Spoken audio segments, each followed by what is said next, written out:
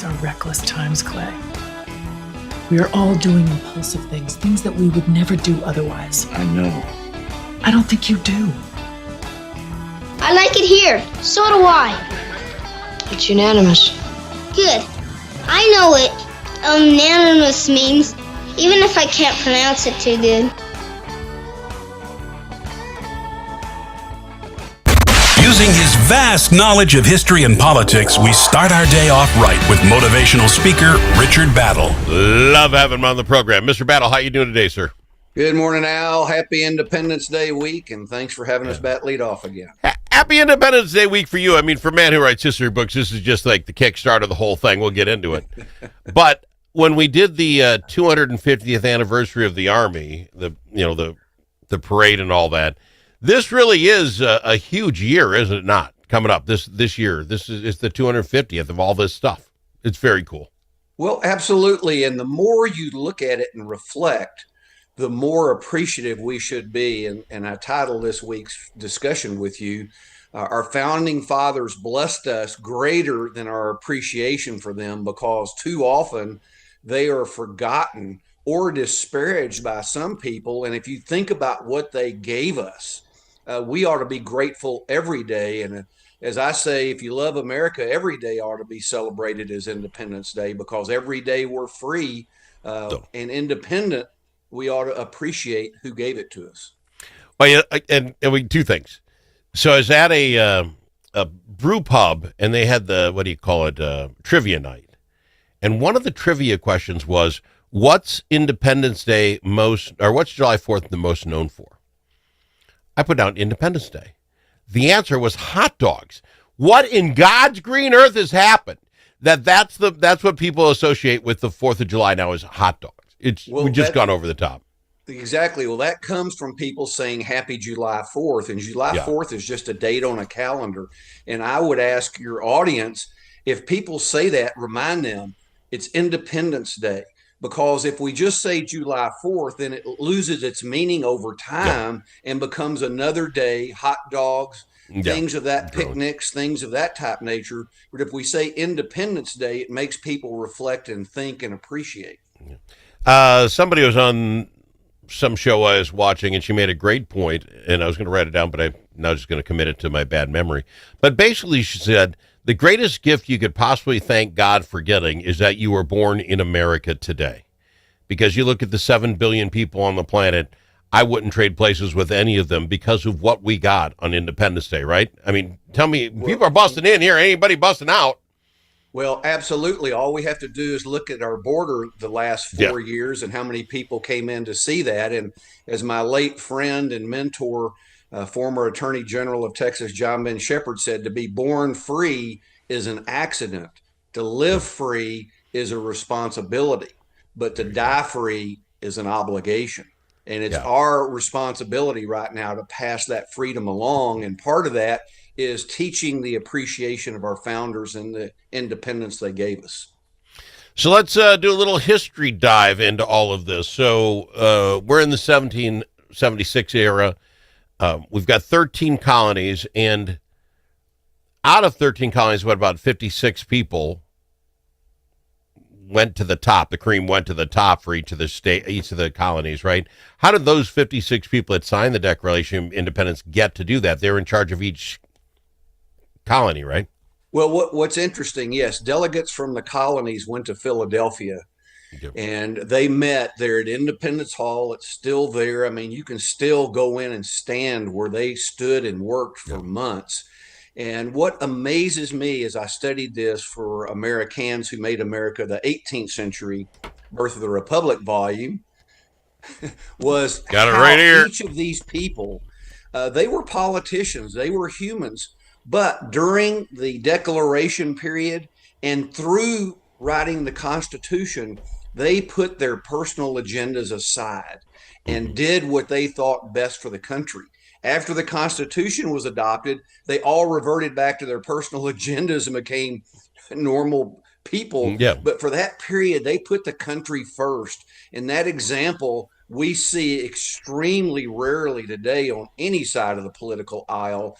And that's another reason why we need to remember and celebrate them, because of their example and statesmanship of how we ought to lead and participate in the country. I want to bust it down even bigger. The 56 who signed it, I get that. But they were put up for a reason. And I think you had said this. About a third of the country was pacifist on this, right? They're like, whatever, I've just got to keep plowing the fields and try to make my living. About a third of the people were for the other side, right? They're for England. It's like, just leave it be. And it was the other third of Americans who said, because they all had to, if the 56 guys could sign their name on any piece of paper they wanted, would the rest of us follow and go to war and do what they had to do, the sacrifices they had to do as well? And America stood up. They said, this is what we wanted. And those 56 men wrote that declaration that even regular Joes, and this is what bothers me about not teaching our kids sign language, cursive.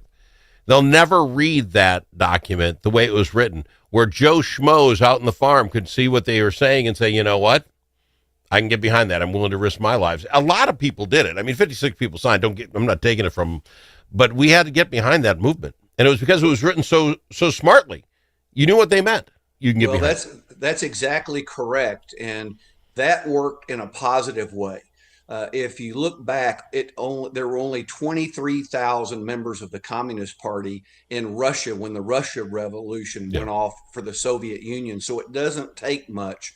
And so we have to be vigilant so a small group doesn't come in and turn our liberty into a despotism. And what was amazing to me, they pledged their lives, fortunes, and sacred honors, as they said on the document. And that to us sounds like words. But as B.J. Lossing in his Lives of the Signers said, 9 of those men died from hardship or fighting.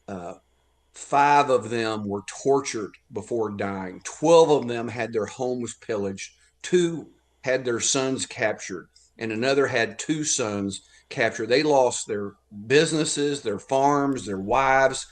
And the remarkable thing is none of them betrayed each other. And you think of 56 people under that kind of hardship for 8 years, and not one of them went back on their word. That is an incredible example for us. And it's the want, the desire to not be held down by others, right? The king of England, you're going to take my money, you're going to take my stuff, I earned it. That desperate want to be free. You and I got it because we got lucky enough to be born here. That's why we got to remember this stuff. I'd also say what drives me crazy about the Declaration of Independence, you took 56 guys from the fields or whatever. Some were educated, and most were not. And they, like you said, took all their personal stuff aside and said, let's look through history, what worked and what didn't work, and busted down whys. And they made us a declaration that stood the test of time. 250 years, we fixed it. I mean, we've had obviously some additions to it, but I can't believe that those, because we sit here now, you look to a kid who graduates high school, what's the 4th of July? It's a hot dog day. We don't know the history. These people understood world history, put it together, come up with a document that can't be beat.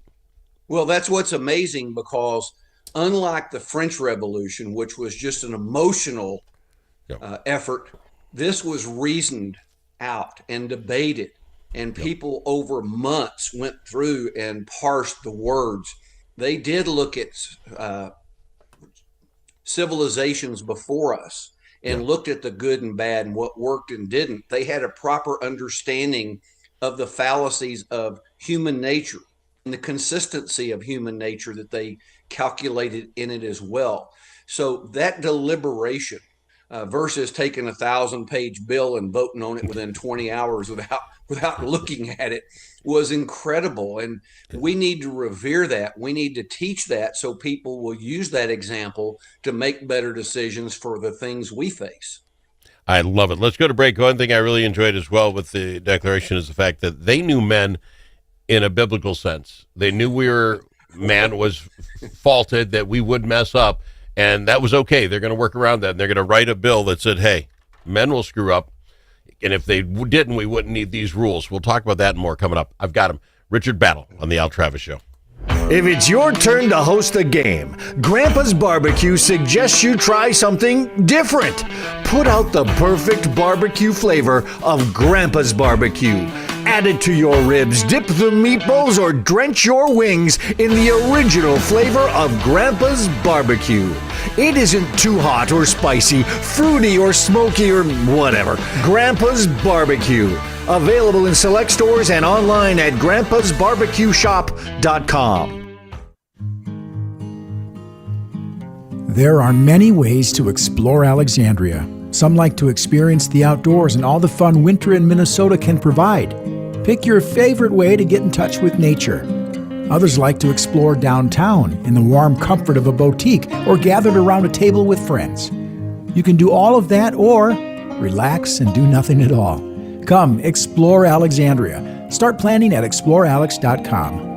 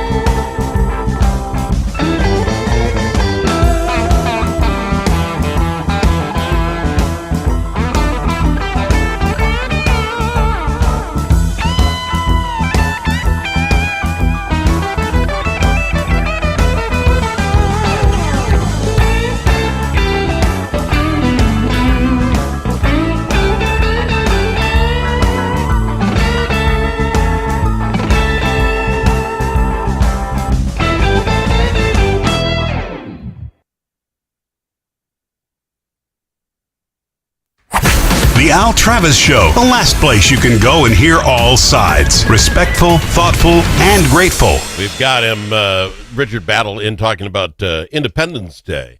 And how lucky we, frankly, are to be here already and not have to do what the founders had to do to get us here. We're given this freedom. I say that the document was made knowing that man was going to have problems. We have our own issues just as humankind. What do we do, Mr. Battle? What do we do now that we have this to keep it? I wasn't Ben Franklin said you can have it if you can keep it or something like that, right? Well, a lady asked Ben Franklin after the Constitutional Convention, she said, Dr. Franklin, what kind of government have you given us? And his reply was a republic if you can keep it. And that's the history of civilization. Aristotle said almost 2,500 years ago, republics decline into democracies. Democracies degenerate into despotism. And we hear political leaders today on both sides talk about our democracy this and our democracy that. No one talks about a republic. And a republic is much better than a democracy. A democracy is basically mob rule, whoever has the majority at the moment. Republics protect the minority political viewpoint and gives us individual liberty, which is what the founders gave us. Democracies basically go right into a collective. And you'll hear people talk about the collective all the time and about collective freedoms. Well, the founders gave us individual liberty, which is much greater, so that we can do what we feel responsible and want to do. Yep, I love that. So what do we do? I guess I'm back to so what do we do? What does Al get to do? What does Richard do now 250 years later so that we can keep this bad boy the way it's going, keep the freedoms, keep the republic alive. Because, again, I think a lot of people are forgetting what this was all about to begin with. If you ask the difference between a republic and a democracy, half the people couldn't tell you. Well, people don't do anything a lot of times because they think they can't do anything. And so my urge is none of us can do everything, but all of us can do one thing. Find one thing that you think will help and do it. Participate in city council meetings or school board meetings or things of that nature.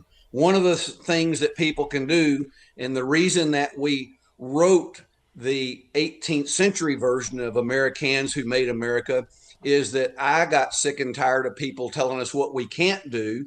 I got tired of people wondering, how do we help? And I think the schools are doing a horrible job of teaching our kids civics and history. And it's up to us as parents or grandparents to teach our kids and grandkids and pass this love of what our founders did along. And in this volume, I have 40 easy to read profiles, 258 quotes, people you'll know, some you don't. You'll know more people than your kids or grandkids know. But by sharing that and sharing with our kids and sharing patriotic movies and other books and stories, we can put into their hearts a love for this country and lift it up again to what it has been before. We got to get back to the basics. It's like this idea that the Constitution is living, breathing document. No, it's not. They knew we could change stuff. We're going to have to change some things. Times will change. Black men couldn't vote when we first started, but we have the ability to fix that, and we have the ability to fix it, but it's not this living, breathing thing, but most folks don't get it. We got to get them reading your book, AmeriCANS, Who Made America, 18th Century, Birth of the Republic. Start understanding what these people fought for, why they did it, and how, and I think we'd have a better appreciation to say, yeah, we're not perfect in America, but we're getting there one step at a time. Well, the founders recognized, and that was the number one objective in the preamble of the Constitution, was to form a more perfect union because they recognized the impossibility of perfection. Yeah. And so they knew that we would work on it over time. And you're right. It applies today. It's not breathing because human nature is the same as it was in perpetuity. Thucydides said 2,000 years ago, human nature is the one constant. It's always there. And so if we recognize human nature is the same today as it has been forever, then we can learn from those people the wisdom of the ages. The people trying to sell us and put the head fake on us that human nature is changing, they don't want us moored to any history. They want to be able to do what they want when they want with no ties to previous history. I want people to get all these books and get them right now. We're going to run out of time. AmeriCANS, Who Made America, 18th Century, Birth of the Republic. You might even want to start with Made America by AmeriCANS, not AmeriCANS. And, of course, the book we've been talking about lately, AmeriCANS Who Made America. Get the set. Get the volume. Get them. And give them to your kids. If you're so able, buy a set and get it to your local library. Get it to your school's library. I think this could be an elementary school library for those kids that do care. It's not that hard to read. I think this is how we get things started, Mr. Battle. Well, I think that's a great idea, and I appreciate that. And just because you mentioned it, that right now on my website, richardbattle.com, where all books are signed, if you get those 3 books in a bundle, we give a 4th book free, The 4-Letter Word That Builds Character, which is another excellent book for young people's education.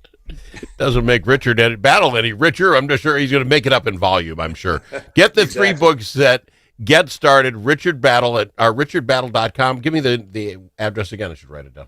Well, richardbattle.com. All books are signed. If you'd like them inscribed, we're happy to do it. Email me, richard@richardbattle.com. After you place your order, we're happy to do that. You can give the whole set. You can break up, give one book to different people. However you want to do it, but we appreciate it, and we're trying to help people train and teach young people to love this country and perpetuate this freedom for future generations.